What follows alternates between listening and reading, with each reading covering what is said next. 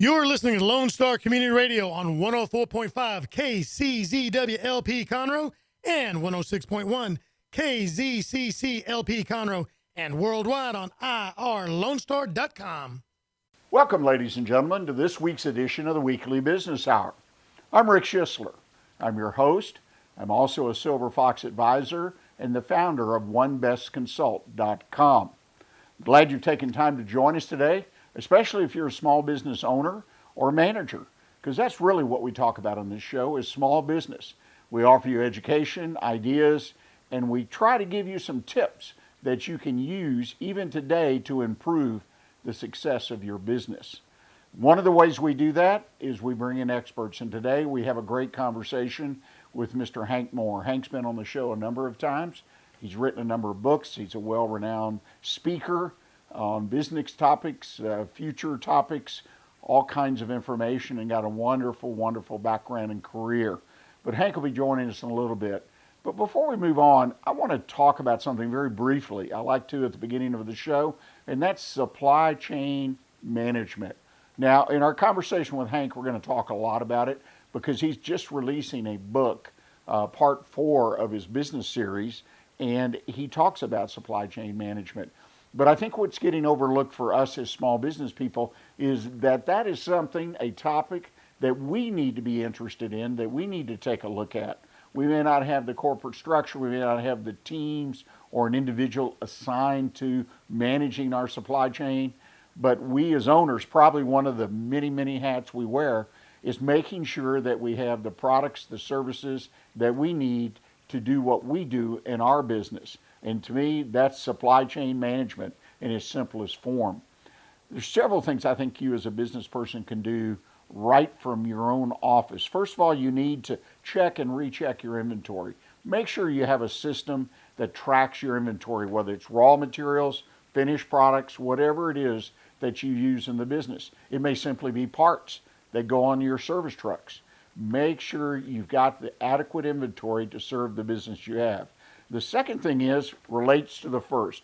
Adjust your revenue. Always look at your revenue. Revenue figures are hard to calculate these days, and it is extremely hard, in my opinion, or challenging, depending on how you want to look at it, to project what your revenue. So on a monthly basis, take a few minutes, take a hard look at where you think that revenue is going to be, and thus what you need in your supply. And then finally, and obviously most important all the time, build a solid relationship with your vendors. If you got any questions during the show, you got some ideas, and you want to share them with us, email. I'm Rick, R-I-C-K, at irlonestar.com. So without further delay, let me formally introduce Mr. Hank Moore. His new book, The Big Picture of Business, Book 4, The Value You Deserve. We're going to have a conversation about some of the topics in the book, so listen, and I think you will learn a lot that can make a difference in your business. Well, ladies and gentlemen, as promised, you got a real treat for you today. Mr. Hank Moore is back with us today. As you may know, Hank is just a prolific author, speaker, has done so much for business, not only in our local area, but throughout this country, in fact, throughout the world. And in nonprofit area, which, as you know, you listen to the show, I'm a big proponent of. Hank is one of the biggest encouragers and promoters of nonprofit business that's out there. Hank, thanks for joining us today. Always a pleasure. Well, you know, you just released your latest book. It just, The Big Picture of Business, book 4, The Value You Deserve. A wonderful book, very topical, talks about COVID, the impact of business. But today I'd like to especially talk about supply chain management. As you and I have discussed, it's an area that's sort of overlooked and not discussed much. Share with us from your perspective and what you've learned of what the biggest misconceptions are about supply chain management. A lot of people are hearing the term for the first time, and it's not that old a term, by the way. It was originally invented in 1982, and from business strategy, that's a recent, but supply chain management as a management technique and as a department in corporations didn't come along until the 1990s. So we're talking about something that's still being learned about, still being developed. The biggest misconception from most people, the average person doesn't know what it means, and they've heard about, slow shipping from wherever, or they hear about trucks and not enough truck drivers, but they don't know much else. So it's about a lot more than shipping and trucks. There are 20 different aspects to supply chain management, all of which need to be planned by companies that are doing business with the public. And if they don't, they're not going to stay in business. And to simply shrug their shoulders and say, well, we've got a good supply chain, we're going to keep doing things the way we always have. It's a new world. I spent a lot of time advising emerging industries, and one of the industries I've advised over the years are shipping industries. And with the multiple impact of, everybody gets things shipped to their front door now, and online distribution and Amazon and all these companies, well, someone's got to ship the boxes. So it took a lot of work behind the scenes working with trucking companies to retool to become distribution centers and fulfillment houses. And so every industry that's part of the supply chain, trucks and ships are part of it too. As you know, a lot of shipping companies have the products assembled at or near the docks as they're shipping, so that they can ship in as timely manner, thus getting into one of the aspects of supply chain management, which is called just-in-time delivery. So these are all aspects of business that have been kind of sort of utilized over the years, but we have yet to see supply chain management become a sophisticated management department unto its own, the way total quality management programs and diversity programs and other kinds of things have become.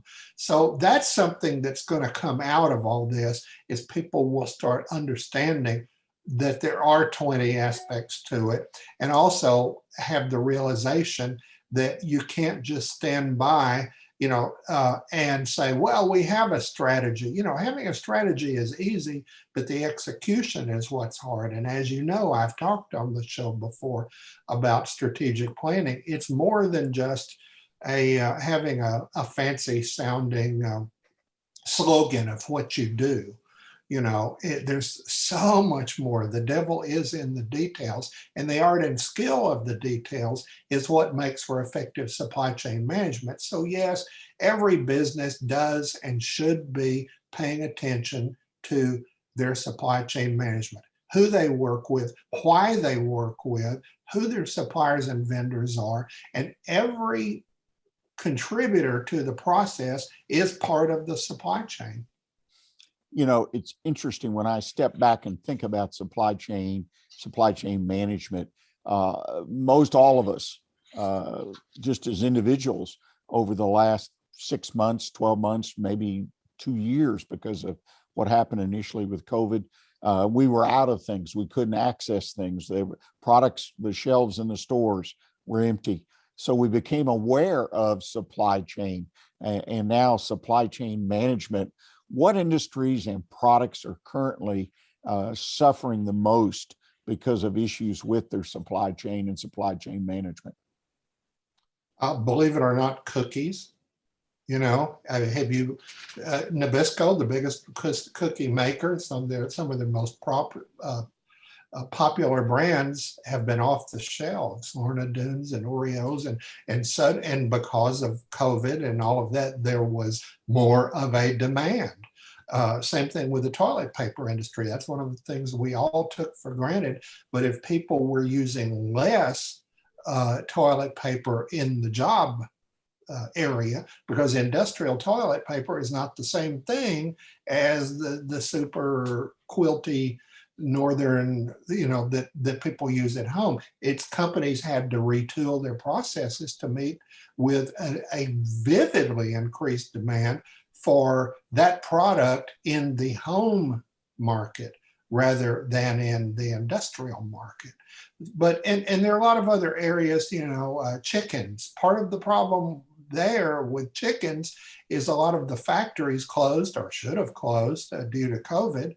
And the same thing with the turkeys. But the bigger issue is it's not just to say, oh, it all happened during COVID. No, the toilet paper shortage goes back more than 4 years. There was that much lack of planning and lack of nurturing crops in the forest. There were companies that were expanding, and there are a lot of them that fell through the wayside. The plant that made the Lorna Doones, was closed because of a corporate consolidation measure. And in their infinite wisdom, Nabisco had to wait and retool another factory later. You would have think they would have seen something like that coming. I remember my own work when I worked with Girl Scout cookies after a tainting scandal of product. What I learned was that they have a network of factories, mostly women-owned businesses that they worked with, and that they prided themselves on not being too dependent upon one supplier or one factory. You would think the biggest cookie maker would think that way, but then you multiply that by other industries, then you get into cars. The automobile industry has been saying in their endless marketing that people are coming out of the woodwork and going and traveling more, and now it's time. Problem is they had inventories for 3, 4, 5 years that they couldn't sell, so they produced less cars. Then it was convenient to say, oh, it was just because of COVID. So a lot of these shortages have been coming for years, and the tree growing and nurturing industry in forestry takes many years. You don't just pull the plug on certain activities and think you're going to backpedal. What I hear you saying, there's a common thread, obviously, in the examples you give me: mismanagement, a failure on management to really carefully consider what's being done. And in some cases, as you mentioned, companies fall by the wayside, possibly driven to some part by their poor management of their supply chain. What makes companies stay in business long term as it relates to the supply chain management in the business? Realizing that they're still in the original business that they went into originally. And a lot of them have changed. They haven't adapted. I have said many times with you on the show that small business, I run into people all the time that I work with people in small business. And by the way, I do supply chain performance reviews and analysis and help people develop a supply chain program. Most people don't even know that they need that as part of their strategic plan, but they say all the time, oh, you work with those big guys. Yes, I do. And oh, if we only had their resources. Trust me, you don't want to know their politics. It's terrible. And that's not a political politic. I'm talking about their corporate bureaucracy. And the average small business person wears about 10 hats every day, and they get really good at 8 of them, which is 7.5 hats more than the average corporate mid-manager even gets their time spent on. So, we need to pat small business on the back. Small business has done a yeoman's job of helping the world get back on good footing, get through COVID, move on to the next. But guess what? There are other crises that will be looming. And there's always going to be crisis. Next recession's coming in another 5 years. We'll talk about that another time. You plan and then you work the plan And then you think, what could we have done better? Which becomes your planning for the next phase. So the answer is they got a plan. They got to determine where they're going, how they're going to get there. Bigger companies would say, oh, well, everybody knows who we are. No, they don't. I mean, that could apply to the biggest of the big, it's a whole different world for Coca-Cola and AT&T and all of them. And as someone who has advised AT&T, they have 3-5-year cycles where they know they need to evolve the company and the technology. They don't just sit there and, wait. They keep being very proactive. That's something we need to pat small business on the back for being proactive, being in a mode of not only making do, but making the future happen. Yeah, every day. Well, let's take a quick break here just for a moment, and we'll come back and we'll get to that most important issue on every business's mind, and that's COVID and the impact that it's had and the impact it will continue to have. So, folks, I hope you'll stay with us, and we'll continue the interview in just a moment. Second Saturday Divorce Workshop provides unbiased information to help you understand your options and move forward with your life. This divorce workshop is for you if you are contemplating divorce, in the process of divorce, already filed for divorce, or post-divorce. You will explore the emotional, legal, and financial aspects of divorce from professionals who have guided others through divorce. For more information on this divorce workshop, contact secondsaturdaywoodlands.com or call 832-375-0900. Listen in Mondays at noon to hear Conroe news from local nonprofits, businesses, upcoming events, Conroe Park events, news stories, and information that matters to you with your host, Margie Taylor of Taylorized PR. For more information about being a guest, visit irlonestar.com/Conroe Culture. Hey y'all, it's DJ Mike from Dance Time in Texas. Join me Monday through Friday at 8 a.m. as I count down the top 10 Texas Red Dirt songs that are packing the dance floor. I'll be featuring local artists and the story behind the hits, shows in the area, as well as new songs that make you want to dance. It's Dance Time in Texas with DJ Mike on Lone Star Community Radio, 104.5 KCZW and 106.1 KZCC, Conroe, Texas, or online, irlonestar.com. Well, ladies and gentlemen, as you may know, we're here having what I consider a great conversation with Mr. Hank Moore, author, speaker, and so much more to the business world and to the nonprofit world as well. Hank, we were talking about supply chain management, and we're going to get into COVID because so many people are concerned about the future of what COVID's going to do to us. But supply chain management, give us a little bit more background on that, if you will.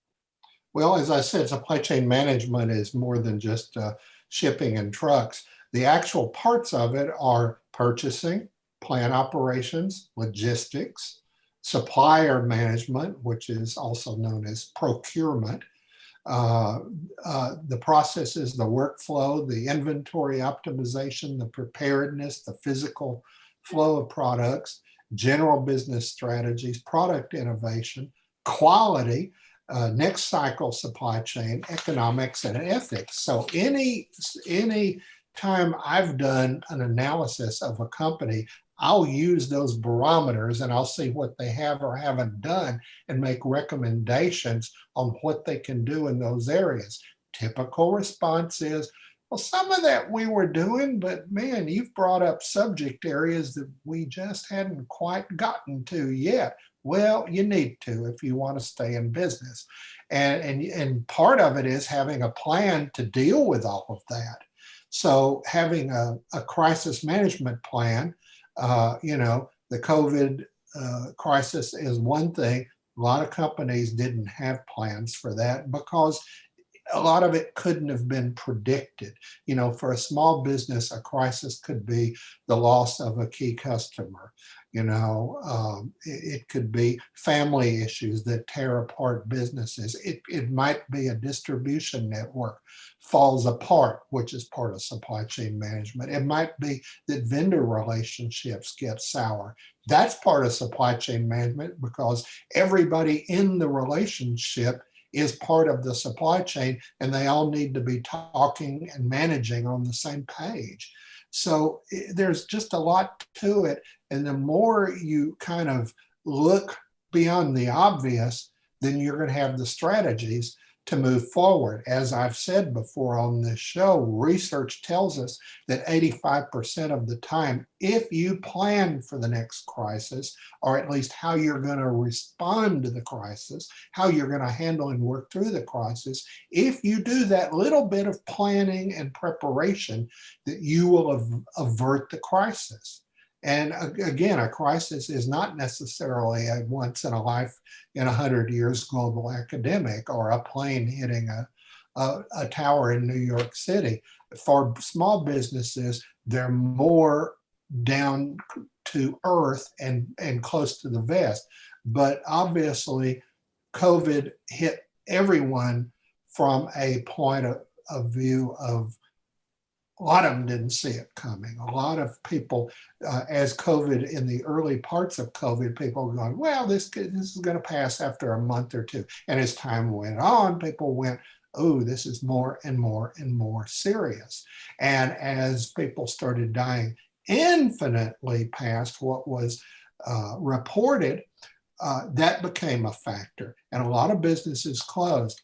I contend, in my professional judgment, that probably 25% of those businesses, notably some of the restaurants, I mean, you know, the restaurant industry has the highest failure rate of any business, 90% per year. And there are companies who suddenly their business model, there wasn't one of the most prominent restaurant chains, Soy Tomatoes, fell by the wayside, because in a COVID world, having open buffets, there went your business model. They didn't prepare to expand further. Had they done it, they would have changed into a more, family-friendly restaurant chain that had mass distribution, but they weren't ready to handle it, so they pulled the plug themselves, and so, but the COVID gave everyone an opportunity to reach back and think, why are we really in business? Well, you're in business to serve customers. One of the things that I'm most worried about, and I've said my concerns on the show before on the subject of customer service. Customer service is at an all-time low and getting worse, and it has been for a very, very long time. COVID and its after effects set customer service back in business, not just by 2 years, but probably longer, because suddenly there were not enough workers who were backpedaling, and there wasn't time for the pleasantries. One of the customer service things that fell by the wayside, especially for restaurants, were loyalty programs. Which is a topic that I had written about in Big Picture Book 3.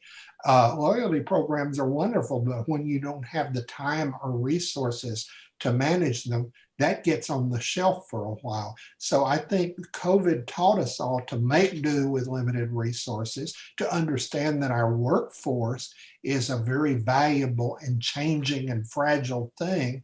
One of the things that fell by the wayside in COVID was training. And a lot of this is getting set back 3 to 5 years because of a year and a half of neglect. It's like I mentioned in an earlier book, the high cost of doing nothing, or the high cost of doing not enough. So COVID was a wake-up call for a lot of us to think about what was important, and family and friends are important, and reconnecting. And there are a lot of industries that did grow and thrive during COVID, can we say grocery stores? Then what reared its ugly head for them were supply chain management issues that kept, Lorna Doone cookies off the shelves and toilet paper in very, very short supply.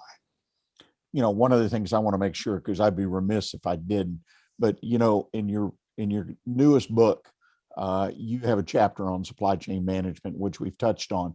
But one of the things we in small business can do is when you take a book like this and you go to a chapter like that, you've presented just unbelievably complete, thorough checklist. If nothing else, you can call it something else, so that people do think about issues. And this applies to small business.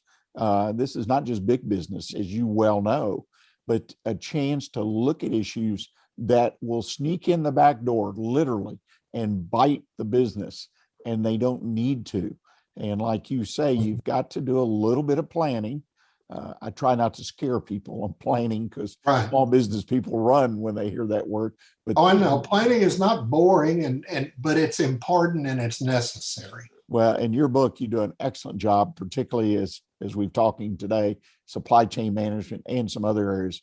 So my encouragement to folks, read that book and look for checklists. Even though you think it's big business, it's small business too. And you can take advantage of what they've done wrong and right and make it apply to your business. But enough of that. Let's continue on the COVID thing. One of the big things on people's minds right now is inflation.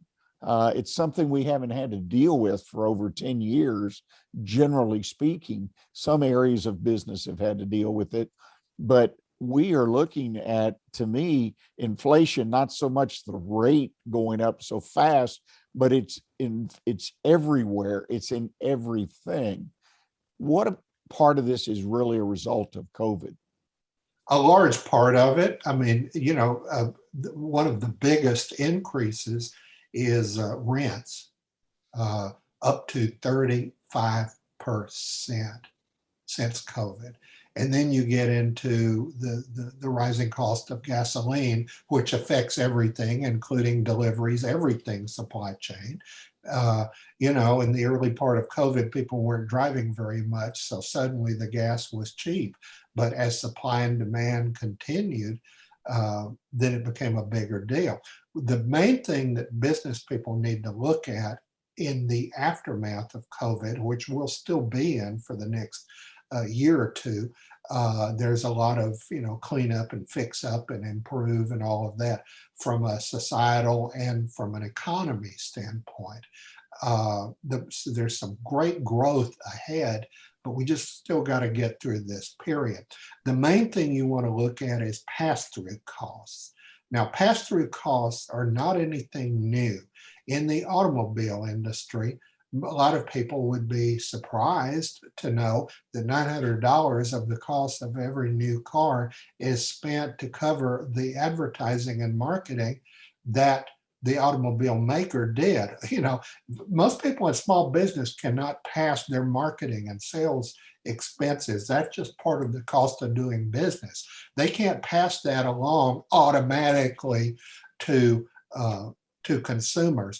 But when you look at how a lot of businesses and larger and medium-sized businesses were able to do it, was they passed along all of their apparel costs, all of their retooling, all of their cleaning of the air systems out and upgrading the equipment, all of things that they really needed to do anyway, but a lot of them had the nerve and the gall to pass those along. So what you're looking at, the biggest cost of inflation right now is from COVID pass-through costs. And some industries took it to an extreme, not on purpose.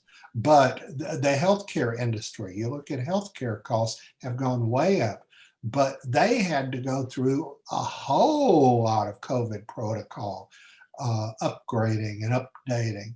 And so it's more than just, passing through your cost of buying, paper products and apparel, but, a lot of other industries that work with environmental, that was a growth area. Suddenly there's companies that do carpet cleaning and remodeling and help people breathe better and breathe more robustly. And a lot of healthcare organizations are able to provide services. You know, the greatest growing area in healthcare right now is organizations that provide transportation to services. The most profitable industry subset of the healthcare system right now are private ambulances. So the opportunities presented themselves, but the public is going, wow, this costs so much more than it did. Is it all because of COVID? No, but a lot of it is, some companies were backpedaling to recover some of their lost costs. And B, some companies are passing through a little more than they should. You know, I don't want to say violations of ethics, because some of these companies that have really capitalized on COVID, they don't have codes of ethics, but that's another subject. Codes of ethics are really, really important. I have a chapter on codes in the book too. You know, we all need codes. There is another aspect that, and how can I say this very nicely? Responsible regulation is needed in more industries right now. Deregulation, what it may have looked like in the 70s and 80s is not the deregulation of today. And, you know, one of the industries that suffered the most by being deregulated is the trucking industry. And I was advising the trucking industry in the late 1970s to stay regulated, because under deregulation, which was forced on them, they had to cut out unprofitable runs to small. Now it always keeps getting back to supply chain management, you know, and that's why fewer airlines, less competition. Deregulation of the airline industry was deadly. And I was saying that 40 years ago. People didn't want to hear it, but it's true.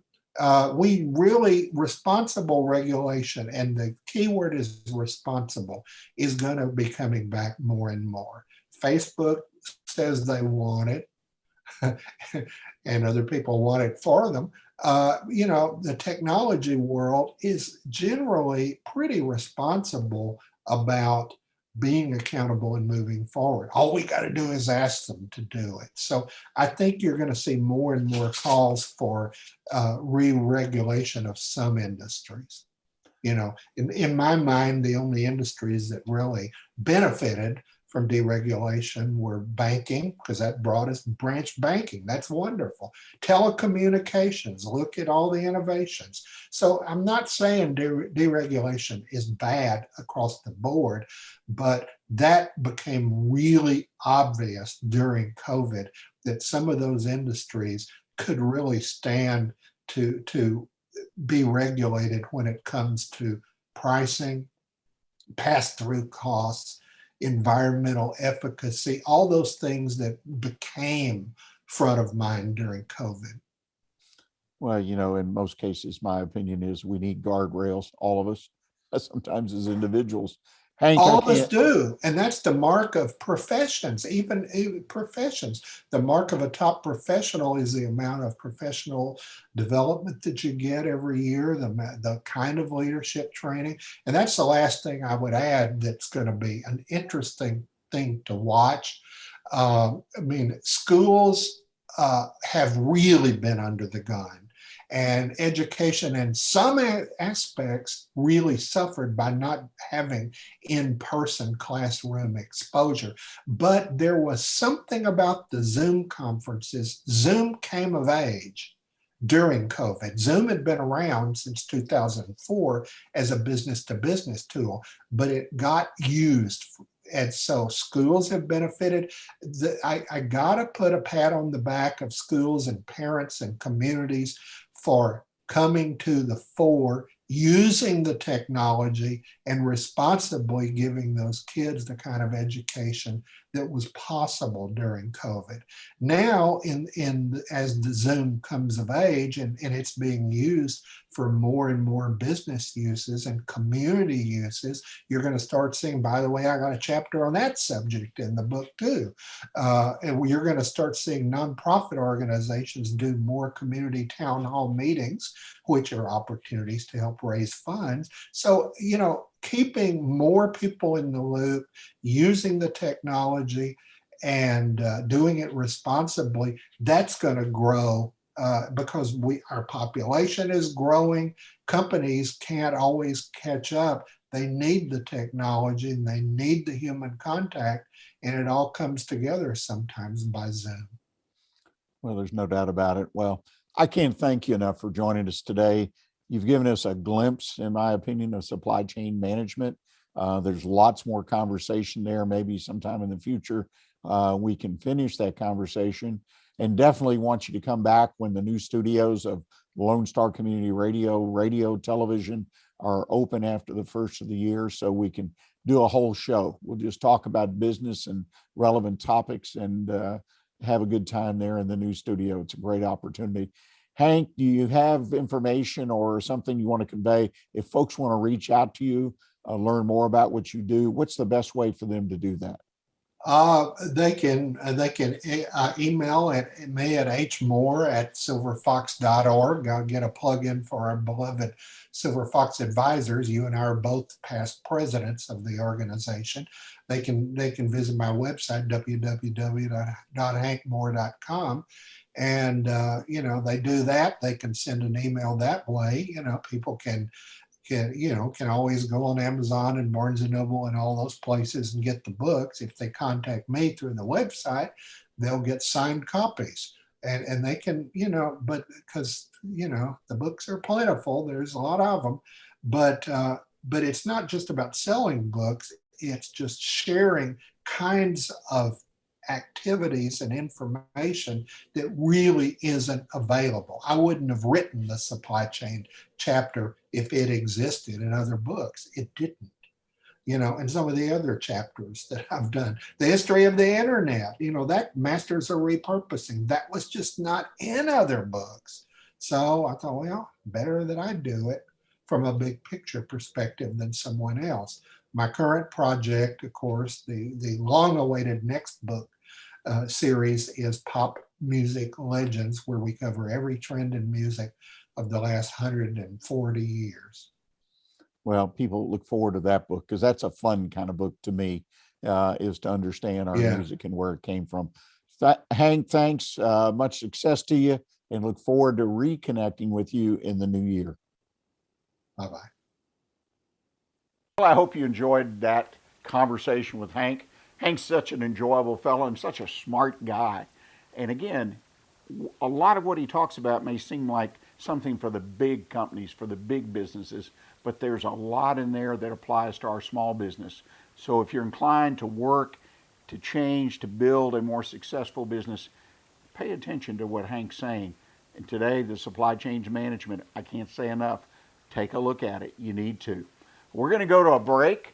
And when we come back on the other side, we're going to have another great guest with us, and that's Heart of the Hustle. Dr. Patrick Woock is going to join us. He's got a great interview this time. So please stay with us, and we'll be right back with you. Are you interested in learning more about preparing quick, healthy, and safe meals for your family? Would you like to spend time with others learning tips and tricks, along with practicing and tasting nutritious food? If so, the On the Road to Healthy Living Mobile Cooking School is for you. Call Amy Schissler at Texas A&M AgriLife Extension Service at 936-539-7825 to find a class near you or volunteer to host a class. What is homelessness? Have you seen parents struggle to find a job without having transportation or childcare? What about the children sleeping in cars with nothing to eat? Families shouldn't have to struggle to survive, and children should not be homeless. Family Promise of Montgomery County serves the needs of homeless families and their children. Learn about ways you can help and learn about partnership opportunities at www.familypromiseofmc.org or call our day center at 936-441-8778. Ladies and gentlemen, you're listening to the Weekly Business Hour. I'm Rick Schissler, your host, and appreciate you staying with us. And now we're going to have a pre-recorded interview that Dr. Patrick Woock, who is the director of the McNair School of Entrepreneurship and Free Enterprise at St. Thomas University, recently had a conversation with Jessica Graham. She's the co-founder of Image 100, a very, very interesting business that she's put together with her partner, and I think their interview will be very enlightening to you, particularly if you're in the early phases of building your business. So please take a listen to Dr. Woock and Jessica Graham of Image 100.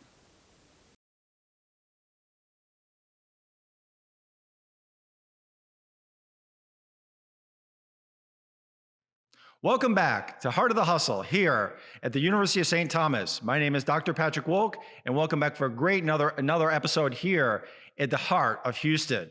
We have a great guest star today, and with our friend Jessica Graham. Jessica, great to see you. Nice to see you as well. Thanks for having me. Absolutely my pleasure. And you run a great company called Impact 100.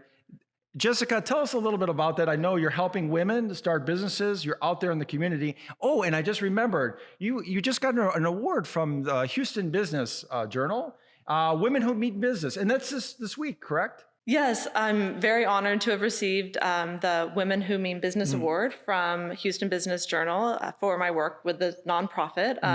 I'm a co-founder of Impact 100 Houston. We're actually a women's collective giving organization, so we support nonprofits throughout the community. That's amazing. Now, this is a great organization, and I know you were talking a little bit further about strategic plans, looking out into the future. When you look out 2 years into the future, what are you seeing as the opportunities? Where do you want to grow with your operation, your company? Sure. So we just launched in October of 2020, right in the middle of the pandemic. Our initial goal was 100 members. So every member contributes $1,000. We pool our money together, nonprofits apply, and we give the grants back out. We were really happy with the reception we received in Houston. We have 188 founding members, so we raised $188,000. Our goal over time is to grow to at least 500 members, hopefully beyond that, but 500 is our initial, our 5-year goal. And we'd also like to potentially add an impact grant in there as well to support people who are starting nonprofits, but that's all to be determined over time. But we just want to keep growing. There's so much need in Houston, and there's so many fantastic women who want to be a part of change. Absolutely. And thank you for being a part of that change and really making a big difference in the community. One of the things that always I'm very interested in is like going back to the roots, like where you began. So can you talk a little bit about your entrepreneurship roots? You had mentioned earlier that you had some like entrepreneurs in your family. Can you talk a little bit about that? Like where it started about, a little bit about your family? That'd be great. Sure. So my grandfather and his brother had a furniture making business off of Washington and Houston many, many years ago, before Washington was like it is now. And my brother has had a couple of businesses that he's started. And after having children, I found that the 9 to 5 sort of in an office didn't work for me in the same way anymore. And a friend and I were talking, and the work that we were able to do was less satisfying because we were doing consulting and we were doing more part-time type of work.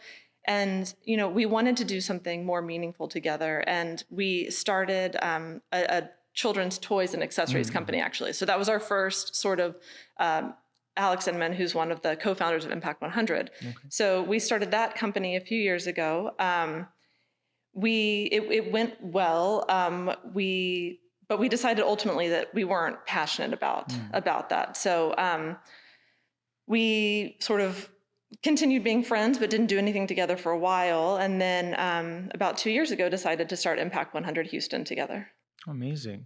Now, one of the challenges as we all go through as entrepreneurs and starting businesses is the struggles, and I've been through many struggles in my life with entrepreneurship. I'd love to know, if you don't mind sharing with, I know sometimes it can be very challenging, but share some of the struggles that you've been through in your entrepreneurship life and how, if you've overcome them or there've been, things that have been very difficult for you. Sure. I mean, I think for me personally, it's always a question of how motherhood and work fit together.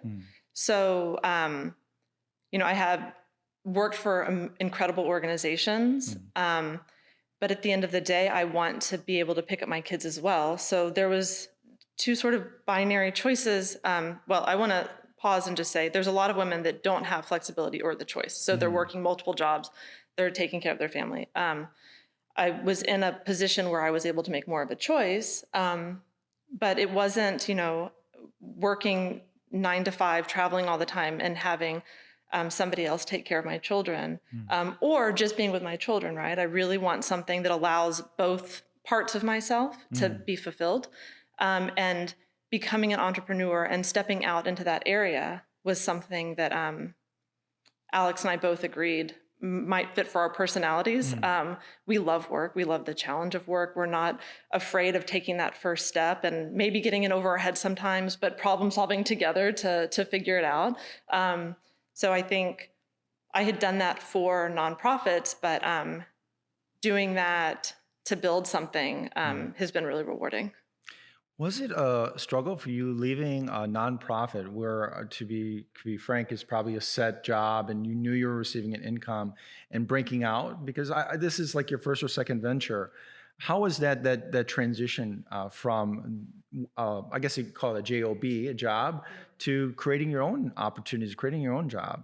Well, I will say I'm very fortunate. I continue to get consulting jobs from previous people I've worked with. Okay. So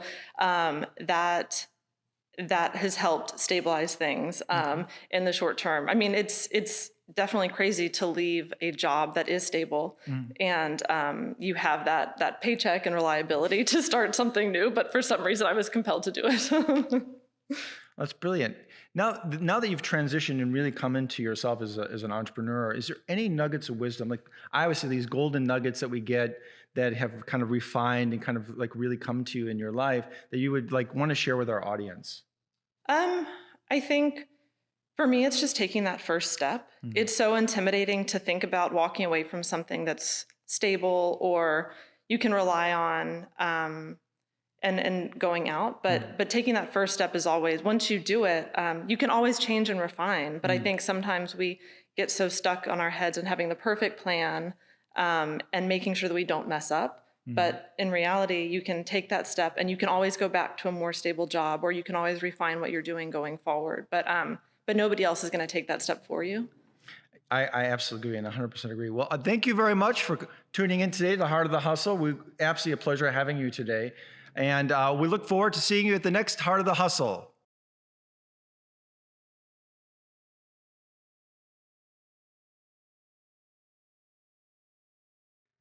And a new episode, or a new part of our Heart of the Hustle is our speed round today.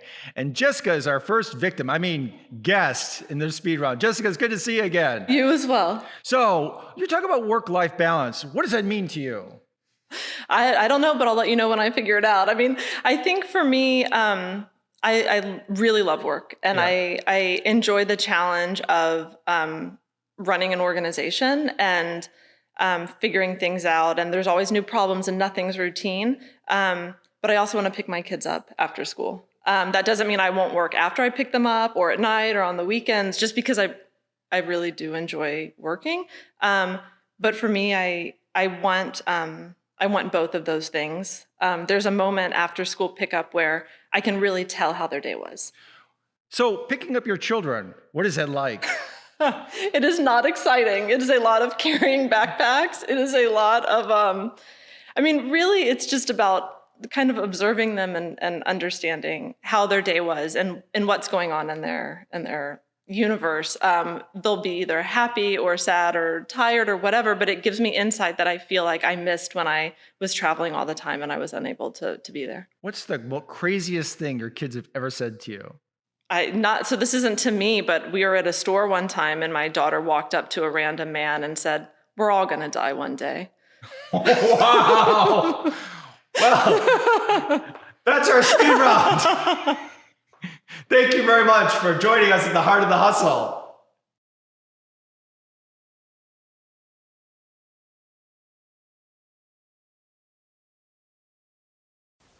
Well, I hope you enjoyed that interview that Dr. Woock had.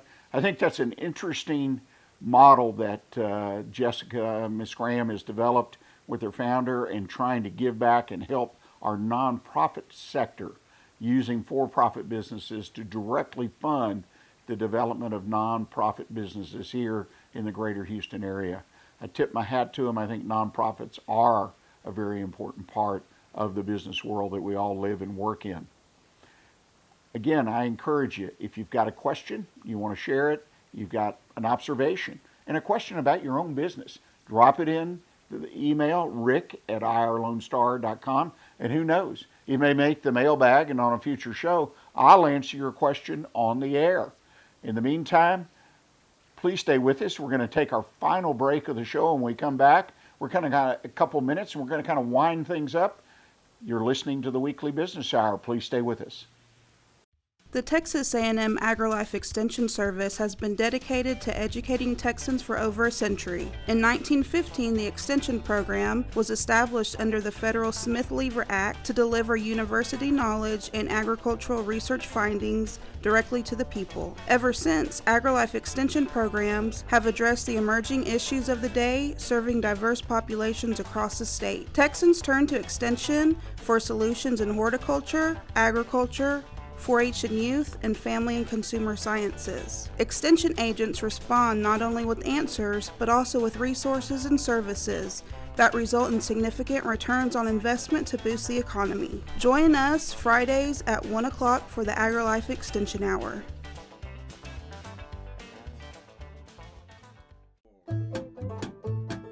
Hey, this is Wayne Green, your host for Radio Wayne, Spoke and More. Each Saturday from 5 to 7 p.m., I'll be playing folk, singer-songwriter, Americana, blues, bluegrass, classic country, Cajun Zydeco, Celtic swing, and whatever else seems to fit. Once again, that's Radio Wayne, Spoke and More, every Saturday from 5 to 7 p.m. on Lone Star Community Radio. Welcome back, ladies and gentlemen. This is the final segment of the show as we kind of wind things up. Again, I hope you enjoyed our special guest that we had today, our conversation with Hank Moore about his new book, The Big Picture Books of Business. This is book 4. I encourage you to check it out. It's on Amazon and many other sources. It's a great book. I've read through it and encourage you to take a look at it. And also thank you to Dr. Patrick Woock in the University of St. Thomas for providing us what I thought was a very enlightening, educational interview that he had with Miss Jessica Graham at Image 100. Well, as we wind things down, the show down today, I want to remind you that you too, if you're a local business owner here in the Montgomery County area particularly, you can sponsor the show.